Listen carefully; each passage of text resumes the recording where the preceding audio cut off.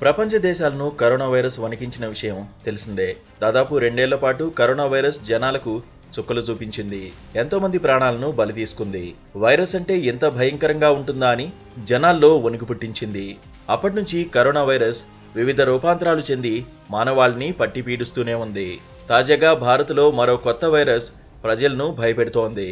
ఇప్పటికే ఈ కొత్త వైరస్ వల్ల పలువురు ప్రాణాలు కోల్పోయారు. ప్రాంతాలు, రాష్ట్రాలను దాటి వ్యాపిస్తోంది. అత్యంత ప్రమాదకరమైందని చెబుతున్న చాందిపుర వైరస్ దేశవ్యాప్తంగా కలకలం సృష్టిస్తోంది.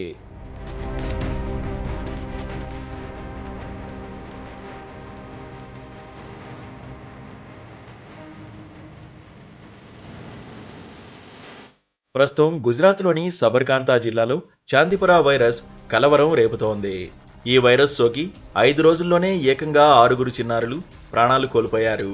రాష్ట్రంలో చాందిపుర వైరస్ బారిన పడిన వారి సంఖ్య 12కు చేరినట్లు గుజరాత్ రాష్ట్ర ఆరోగ్య శాఖ వెల్లడించింది. అయితే వైరస్ సోకిన 12 మంది రోగుల్లో 4 సబర్కాంత్ జిల్లాకు చెందిన వారని ఆరోగ్య శాఖ మంత్రి రుషికేశ్ పటేల్ తెలిపారు. 3 ఆరావలి, మహీసాగర్, ఖేడా జిల్లాలకు చెందిన వారిగా వెల్లడించారు.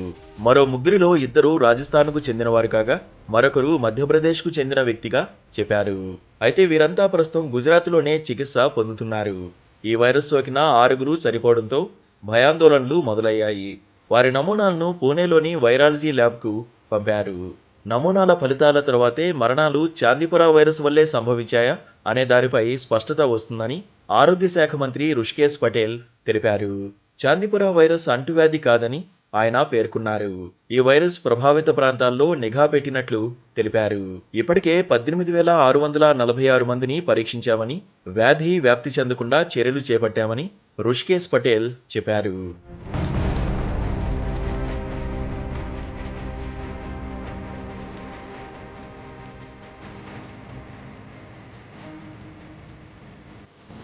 కాగా ఈ వైరస్ ను మొదటగా మహారాష్ట్రలోని చాందిపుర గ్రామంలో గుర్తించారు.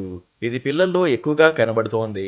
వైరస్ సోకిన వారిలో ఫ్లూ వంటి లక్షణాలతో పాటు తీవ్రమైన మెదడు వాపు ఉంటోంది.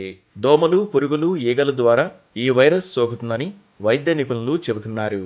ఈ వైరస్ ప్రమాదకరంగా ఉందని, రోగులకు చికిత్స ఆలస్యమైతే ప్రాణాంతకంగా మారుతోందని హెచ్చరిస్తున్నారు.